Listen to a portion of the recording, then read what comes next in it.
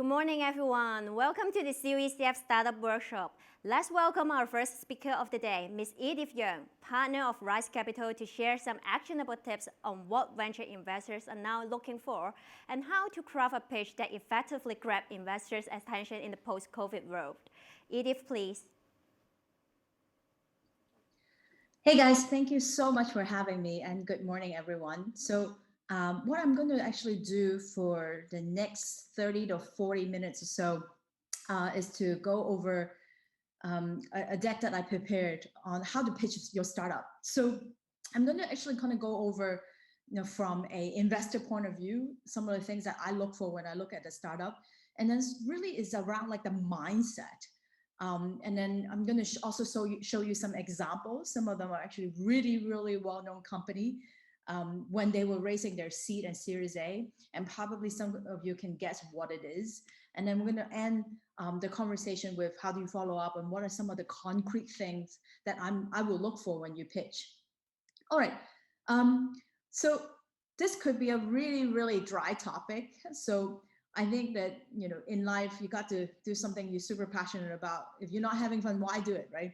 So, and plus I am sitting in San Francisco right now, and it is election night, and who knows what's going to happen, but let's make startup pitching great again. All right. A really quick background of my background. I'm one of the general partner at Raise Capital. So we focus on investing in formation to seed, all things enterprise and data infrastructure company. Previously, I was at 500 Startup. I was also a general partner there, invested in many, many amazing company. And this year, have my first IPO called Agora. I was super excited, which is a video infrastructure as a service. So I'm really, really big on infrastructure. And of course, also look at many like fintech, infrastructure, blockchain related companies. And then I also spent 10 years enterprise software, Siebel, Oracle, Autodesk, and then worked on a mobile browser company called Dolphin Browser, grew it from 0 to 150 million install, was backed by Sequoia, and then sold it to Changyou, and gaming company, for 179 million. So that's sort of my background. But most of the things I'm going to share with you today is really, in terms of pitching, is what I learned from Dolphin Browser. When we pitch Sequoia and Qualcomm, that experience is actually really, really different from when I was in a big company. So I want to spend more time on the mentality from both sides, and hopefully, and then later on we'll open up for Q&A as well. All right, so just to start with, before you even go into the detail of what is in the pitch deck, because I hate to break it to you, it's actually never about the pitch deck. It is 100% is about you as a founder. So what do investors really want? Well, it's really simple. Investors want to find the next Mark Zuckerberg, somebody who's exceptionally amazing, an amazing team, amazing founder. Someday is going to turn into this. And of course, you happen to be working with a product and building a business that is going to be a household name that everybody wants. So this is really what the investor are looking for. So when you pitch, it's actually never about not just your product or what your business is about, is you want to convey that you will be the most amazing founder with the most amazing product with the largest market. And then that's to set the stage right. Then, well, if that's what investors want, what do you want? What do you as a founder want? Well, as I said, I like to make fun of everything. Well, you want money, right? You want investment. And I think this cat is just so cute. And you obviously also want support. Somebody ideally been there, done that. So who can actually help you. That'll be great. But not just somebody who, your rich uncle that have money, but they ideally is somebody who have built businesses just like, let's say if you're really into enterprise, ideally an investor actually have gone through and built their own company in the enterprise space before. Or if you're really into consumer, wouldn't that be amazing? Somebody understand that, be able to invest and help you and really share experience. Well, so I hate to break it to you. I think that pitching to investors and the investor and founder relationship is a marriage. So if you're pitching an investor for the first time, is really just the first date. So if this is the first date, what is what is the expectation, right? This could be you, and you come back to your colleague and your co-founder and say, "Oh, this first date is just so amazing." But I hate to break it to you, even there's love at first sight, the likelihood of an investor to commit to invest is not possible. An investor will not, cannot, and will never invest in you the first time they meet you. It's just not possible. Just similar to, I have no idea, like if you're chasing after the girl, it's not possible for her to marry you the first time they meet, even though there's love at first sight. So once you get that out of the way, you will start to think differently on how do you actually craft a message that is not a movie in one shot with overwhelming tons of information and idea. Is really how do you actually lure them in to have a really great experience to get to know you for the first time. So um, and your goal for the first pitch is to get a second date. That's really is the only objective when you pitch an investor for the first time, is to get a second meeting.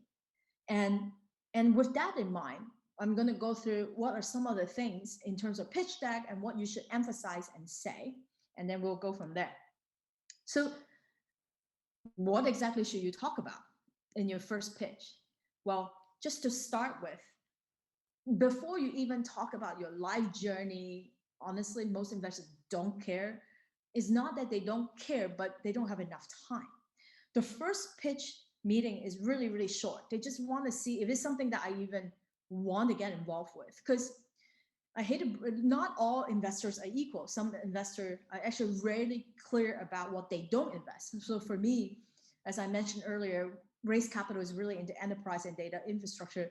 If you're pitching me on anything related to biotech, healthcare, honestly, I know nothing about that. So I'm not even qualified to speak or invest. So, but if you can just share with me, what are you building just on the get-go, that will be super helpful. So this is a screenshot of Facebook when they were raising their seed round. So even though Facebook now a 2 billion monthly active user platform, they weren't talking about the big dream, right? They're just, it is what it is.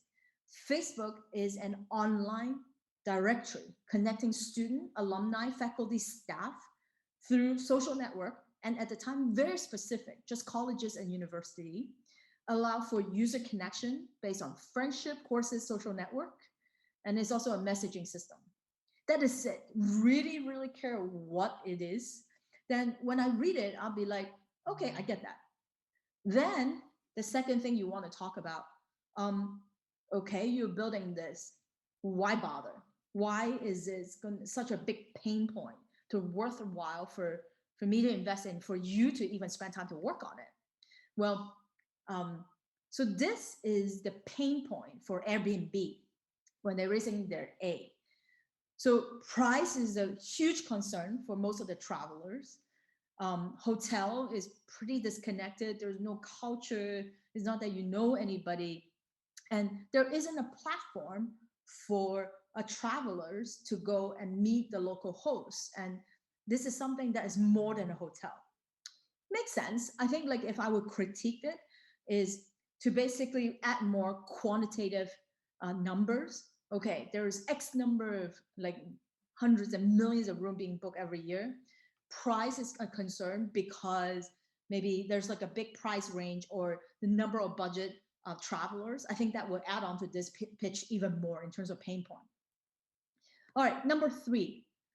So you talk about the pain point, you talk about what you're building. So how does it work? Um, for us, I try to be as transparent as possible. If you have launch, usually I'd love to see a demo. I think an actual working product speak 1,000 words. So if you don't have a product, I, you know what? If you have a product, definitely demo would be the best. But at a minimum, explain what are you doing? What are you building? Is that like a flow chart? Like how does it actually initiate this whole workflow?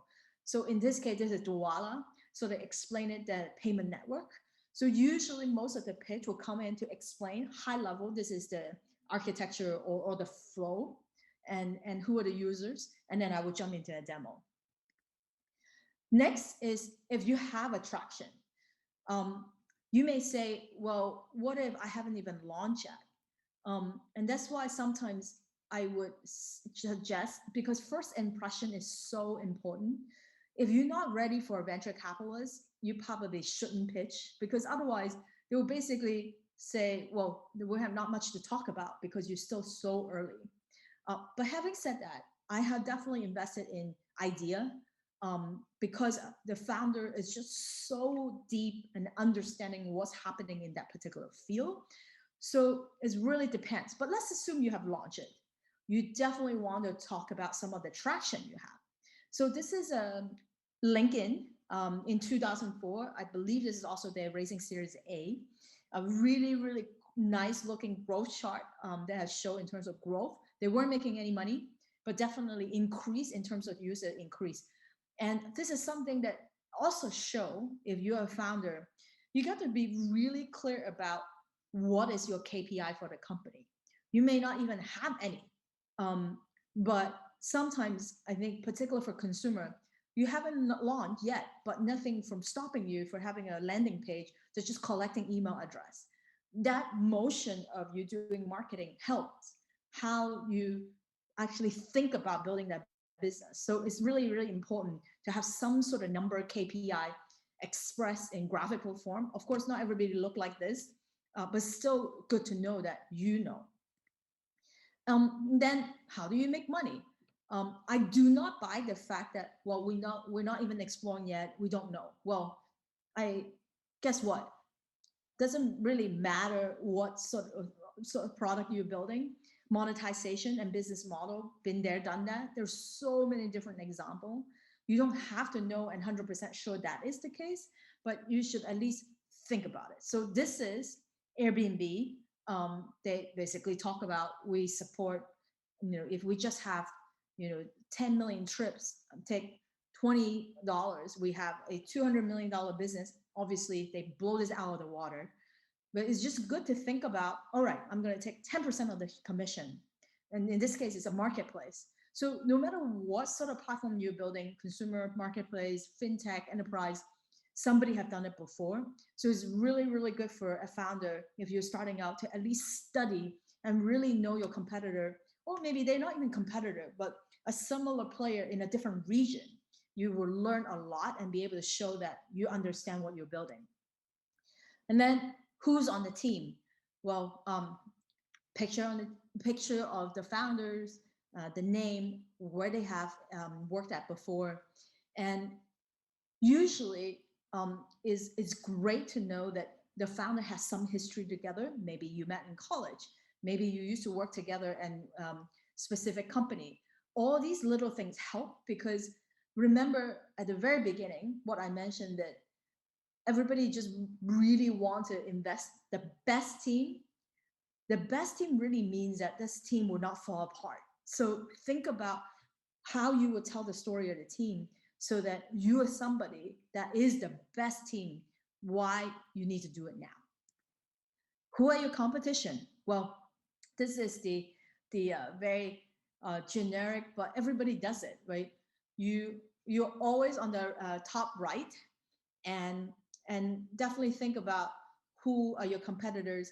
I sometimes don't necessarily think, I mean, is and also need to focus on your region. So in this case, this is very US centric, but if you're building the next, I don't know, like payment app, because payment really need licenses, so local hero usually win. So in that sense, the comparison will be your local. So it doesn't really make any sense for PayPal to sort of compare to Alipay or WeChat Pay, because they don't compete in the same have. So in that sense, you kind of have to think about who to pick as your real competitor. So this is to recap. And by the way, I'm going to post this on my SlideShare under Edith Yeung. So don't worry about getting a copy of this. But this is just a reminder of, if you have traction, always almost start with traction if you can. Revenue, number of download, MAU, DAU, major customers, product demo. I love it. Talk about market size, pain point, product, team. Business model, competition, market trends, all that is interesting. But if you're early, I get that. Like you want the first pitch meeting to actually less a PowerPoint, more a conversation. I know it's really, really hard to pitch over Zoom. And that's why I think it's almost even better you memorize a lot of these talking points. And if the investor asks for a deck, great. But it's almost even better if it's conversation. So just think about, like, as I use the analogy of this is the first date. I don't want the first date to be, I don't even see your face. I want to really talk to you and have a dialogue. And that's how you build relationship. I actually wrote an article about how to pitch on Zoom, but a lot of more mechanical things, which you can read about it later. But the key thing is really build that rapport. And I know, like, even over Zoom it's really, really tough. But if you're really excited what you're building, you can feel that energy over Zoom. And I think it's super interesting to really kind of think through how you're going to craft that story. All right, so I talk about some of the mechanics of things that you should touch on, what you're going to talk about. But the key thing is, I really want you to show the 3C, right? You're super confident. You definitely need to show that. Why will you be the best team? Because you show that confidence. Sometimes it's not what you say, how you make them feel. And you can say certain words, but what exactly do you want me to hear? And so much what I hear is how confident you are. So confidence is super key. Okay, I always, I'm super confident, inspiring. Like, not all of us are Obama, obviously, but that conviction really give people confidence that you are the best team. And of course, show competent. And you can't just say, I am competent. Think about a story or two. And it's okay to be vulnerable. There's so much variable when you build a company. We definitely do not expect you to know everything. And the fact that talk about some of the hardship that you're going through and how you overcome that is such a great thing to talk about, and to show that you're competent in terms of execution. And also be super concise and clear. I know this is kind of funny, but you would not believe how many pitches that or founders we talk to literally spent 15 minutes just to talk about themselves, and we still have no idea what they're doing. So when you build something, you need to practice on with your friends, your partners, your employee, to super precisely and clear about what are you building. And most importantly, because you want an investor to feel like you're confident, you're competent and precise and concise, so, and clear. So practice your story so you don't confuse people. Because again, a reminder, all you want is to get a second meeting. That's the only goal that you can accomplish with your first meeting. So make sure that you get them so excited. This is a confidence team and it's amazing. And that's what you're trying to accomplish. Okay, then we talk about, my objective as an investor, your objective as a founder. We also talk about what you should include in your deck. So what not to do during your first pitch. And you'll be surprised. One is, stop talking about your life journey or your life story. Not because an investor don't care, but I would care only if I'm already interested in your company. You are building a company for your customer, for your investor, for your team, not about you. Just because you have some amazing life story is fine, but that usually turns investor off. They will want to know your life story after they're really interested in your company. So it will come, but just not the first pitch. And then I'm sorry, but sometimes PR is not a KPI. And I know sometimes, it's really, really proud of the fact that you get this award or that award, and how your mom think about it, my parents think about what you really do, and what the society think. I don't care what the society think about what you do, because PR is not a real KPI. It's good to is a method of marketing for growth. And it's great. Maybe I find out about you through TechCrunch article. Awesome. But at the end of the day, I'm going to look at this company with the real KPI, which is your revenue, your growth, your consumer, what's your MAU, DAU, what's your conversion, what's your retention, what's your churn. Like, these are the real KPI. So if you spend a lot of time talking about the PR and the award that you get, you also turn investor off. And then the next one is, sometimes a lot of my friends make fun of me because I absolutely love new technology. I'm really into AI. At one point, I was really into VR, and I tried everything and loved the buzzword. But at the end of the day, if you say something like, okay, I am working on the uh, next Facebook that is built on blockchain and AI, um, that is not going to make you a winner. Um, the technology itself is interesting. I know there are definitely funds that is very into a very specific tech stack, but to make you successful is not, this machine learning algorithm is going to make you successful unless you're going after developers. And we are also really into open source, and then also all the platform tools that build on top of open source. We love that. But even that is really not just about a particular buzzword and technology stack. It's really about your addressable market and their pain point. So avoid buzzword. And if you say anything sort of VR plus blockchain and plus AI, I will run as far away as possible. And this is really funny. This balancing act when you talk, where you're confident and you're passionate, but don't try too hard. Because just like dating, if a girl started to ask you, so when would you like to get married, you get scared too. So in this sense is, yes, you're pitching and your obvious objective is to get money and get investment.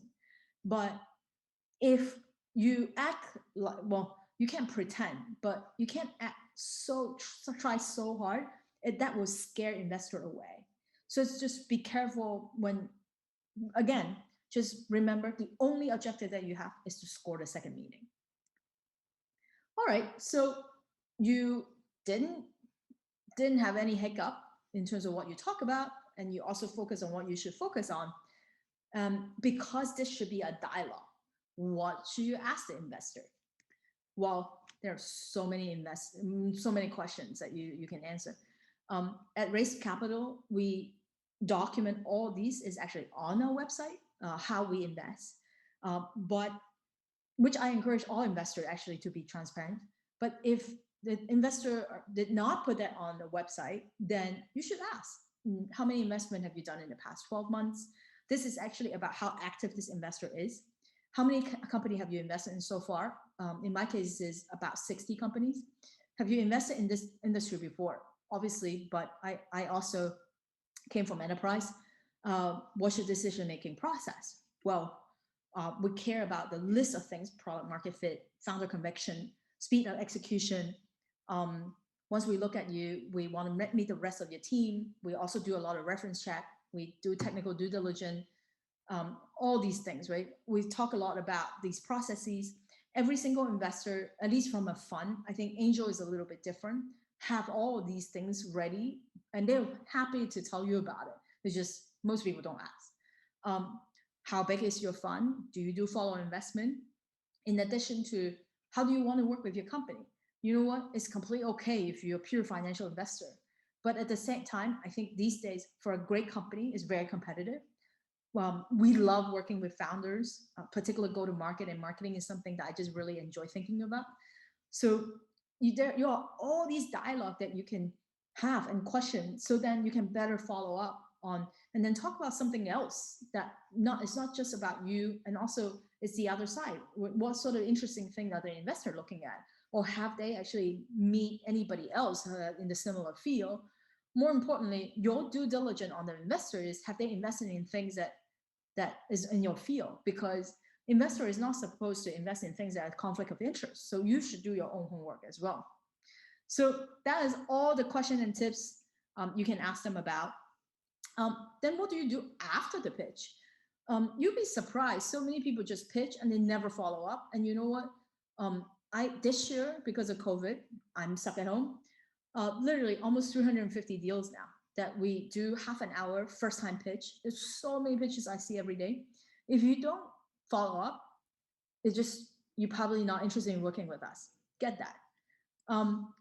But if you are being professional about it, always send a follow-up email within 12 hours. In my case, when I was pitching for Dolphin, was within 1 hour. I remember I was sitting in the lobby of a Qualcomm Venture, which is Qualcomm in San Diego. I didn't even want to leave until I sent a follow-up message, which is thank you, recap what we talk about, ideally traction team, and some of the major milestones. Because when we decide to make an investment, we actually write a deal memo, and you're actually making my job really easy, right? Of course, the deck that we looked at, action item, your ask, like what, like don't be shy. We completely understand. It's my job to invest, and we want you to be very clear about your ask. Your ask is, I want to raise $500,000 US, and to bring on X number of people on the team, and spend X number of marketing dollars, whatever you wanted to do, and then ask for a follow-up call meeting. Suggest what you want to do in the second meeting. Maybe show them a demo, whatever you decide to do. There's so much to talk about. But I'm very, very surprised many of the founders just never follow up. So this is an example of the raise capital screenshot. Pretty much everything that we talk about, you can find it on my website as well. And yeah, so don't forget, your objective is a second date, and hopefully a third and fourth, and eventually. And by the way, many funds actually do act quickly. Just it seems like just like you would see your core team every day, right? To get things done, you can condense a lot of this meeting in shorter time frame if you can sort of positioning it right.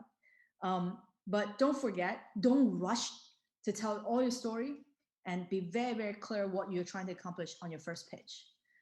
So with that is the end of my presentation. Open for Q&A. You can follow me on Twitter. I have a newsletter that I send out, a funding newsletter focused on Silicon Valley every Monday morning, 7 a.m. That's Silicon News. And then recently, I also started a nonprofit with a few friends, Hong Kong entrepreneurs in Silicon Valley, called Founders Hong Kong. So we have many office hours, and we make a lot of our Silicon Valley mentor available for all of you who's from Hong Kong originally. And that is it. So with that, I'm going to stop sharing and then see if we have any questions. Thank you, Edith, for the insightful sharing. And let's proceed to the Q&A session. Anyone who have issues to seek advice from Edith, please raise your questions through the Q&A button.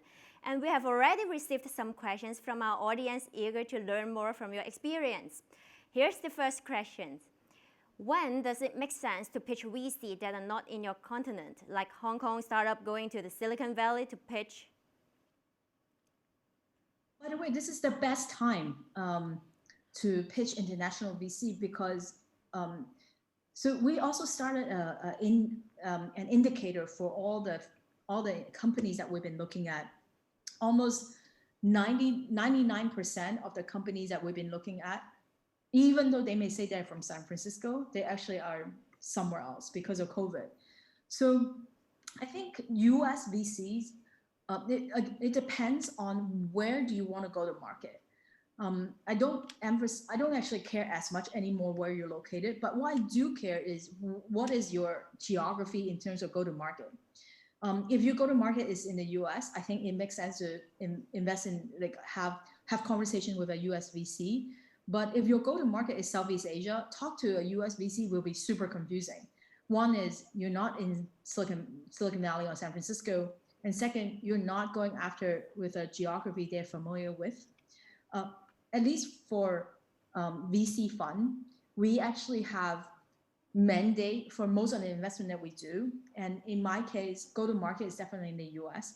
I care a little bit less where you're located, but our setup right now is mainly after the US market, or international market minus China. So because of that, we want to know you understand that.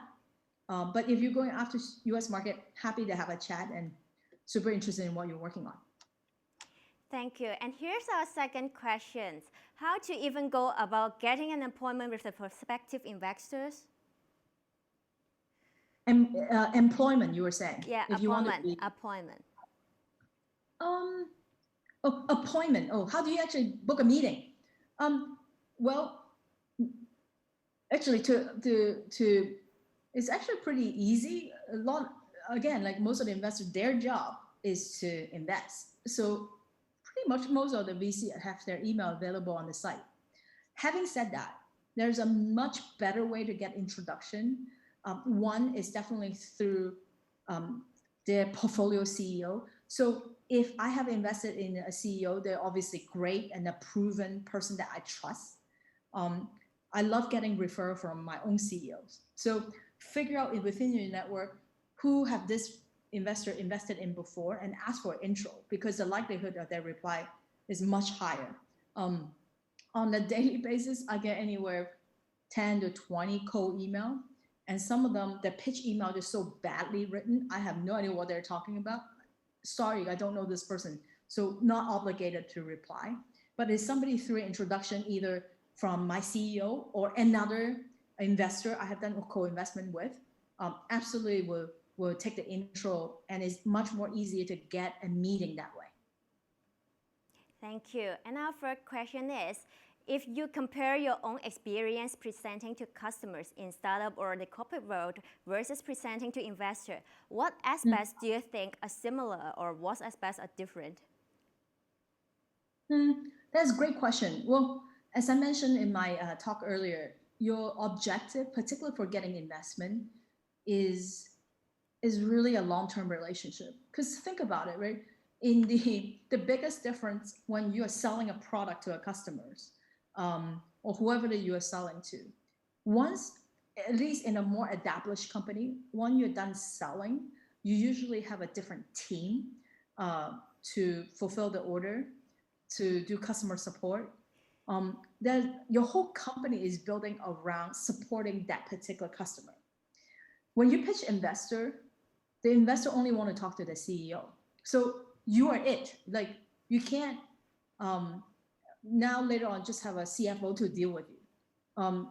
This is almost like a lifetime relationship that you're building. So that relationship, there's no handoff. That's why this is definitely a marathon. And I always say that it's not about an amazing show and tell and boom, you're done. Is really a soap opera. Like, there's chapter 1 and 2 and 3 to 100. And ideally, the type of relationship you want to build with an investor is, many of you have many companies will be under your belt. You want to build a relationship that they will invest in you again, no matter how many companies you're going to start in the future. So think about it that way and think long term. Okay, and here is a question about the US and China tension. How has the US-China tension affected the US VC industry investing in China startups, and what should the Chinese startups prepare themselves for such risks? Yeah, so as I mentioned, US VC actually, if you look at the whole China tension, there's a few things to look at. As an investor, I look at it a few ways. One is investment, and then operation, and then exit. So in terms of investment, many of the established US VC, including Sequoia, IDG, Lightspeed, GGV, they have team in both places. So in fact, most of the US VC have not slowed down, if not even more, activities investing through their Chinese team to invest in Chinese startup. There's no change. The other way around, not so much. Investor from China to invest in the US, because of CVS, is very tough legally now to get investment from Chinese in US startup. So of course, I'm born and raised in Hong Kong. I love Hong Kong. Hong Kong, in some sense, is a little bit in between. So, again, if you're a Hong Kong startup, then my number one question, which during mentor session, sometimes like we have this conversation as well, is what what is your go-to-market? Like, are you going to focus on China market? If that's the case, you can meet plenty of amazing US branded active Chinese VCs, like the Sequoia China of the world. Sequoia US will not invest in a Chinese startup because they already have a team that cover that. So you just need to understand is every single fund they have a mandate on geography, and then you go after the right one. But no, I think US VC is still very, very active in Asia. Okay, and for the market size analysis, shall we focus on the primary market or across the world? That's a great question. I think it's great to dream big. If I'm talking to a particular for Hong Kong founders, I want you to think big. Hong Kong is a great starting point. Is a really unique city that you can test a lot of things. But just Hong Kong is definitely not enough. Then you have to be true to yourself, because I don't want any founders to say things because an investor wants you to say it. It has to be true and real to you. So if your background is China market, of course, China is a huge market. You should definitely think about that. But if your experience is in the US, sure, then you have to really show what's your unfair advantage, or Southeast Asia. But I would like you to talk about potentially the end goal addressable market. And then meanwhile, I have plenty of Hong Kong founders also have talked about, okay, I'm going to do Hong Kong and then I'm going to go to Vietnam. And I'm like, because you speak Vietnamese? Not really, because I need to expand, right? Well, you can't be random about your international expansion. You have to kind of think about the minute anything that you say is just like dating. I'm going to see certain signal. Wait, this doesn't smell right. Or I go to your LinkedIn and you have absolutely no Southeast Asian experience. So think about not just what you're saying to me. Is everything Googleable? That's what I do. I immediately Google. If it doesn't check out, then you basically turn the investor off. So, but yes, think globally, but act locally. Oh, here's another one. Any memorable cold email from startup you remember, and why did it capture your attention? Great question. I think the best cold email is, by the way, sometimes like I help a lot of my portfolio company to connect with other companies, right? Or other partners or other investors. I always tell them that you have to create a really well-crafted short paragraph about who you are. And that should include, well, one sentence. It's almost exactly the same and what I just went through in terms of what you need to include in a pitch, but much more condensed version. What are you building? This is a team from X company. We grew from this to this within how many months? And addressable market, and bullet point and traction, super short. Ideally, you don't even need to scroll. And then maybe also show that you have done your homework. So I'm really into data infrastructure and enterprise. And you say, hey, I check out your website. Sounds like you're really into this. Really want the opportunity to tell you more about this. This is us. This is bullet point. Suggest a time. This is such a clear, simple thing for us to work on. I wouldn't worry about sending a deck because I don't know you yet. But just those bullet point and super crisp is more likely for investor to reply. So usually how many days or meetings between entrepreneur and investor before they sign on the dotted line? It literally could be as short as a day, because in China market is very competitive. That in the US, not likely. But it could vary from days to weeks. And if you're really, really large sum of investment that you're trying, it could be months. It is common, definitely not common for US VC, but quite common in Chinese market where a financial advisor, which they charge as percentage, I don't like, sorry, I don't like financial advisors. I just want to meet with the founder. So US VC don't like that, but because sometimes it's a long process, CEOs sometimes want to just focus on company building. I understand that. But I think that you should always, if whatever money that you have left in the bank, if it's only 6 months left, you really should be raising now. We usually recommend most of the company to raise at least 12 to 18 months of runway. And now with COVID, it may delay even more, so maybe 2 years.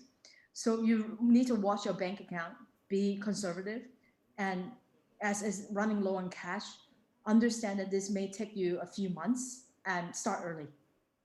Oh, we just pop up and follow up questions on the cold email. So any attachments preferable for the cold email? I think you don't necessarily have to have any attachment, but if you want to, your company pitch deck. Okay, thank you. And I guess here's the end of our Q&A session. Actually, we have also received questions from an audience requesting for your insightful PowerPoint. So the PowerPoint will be shared at our virtual event platform shortly. And thank you, Edith, for the time.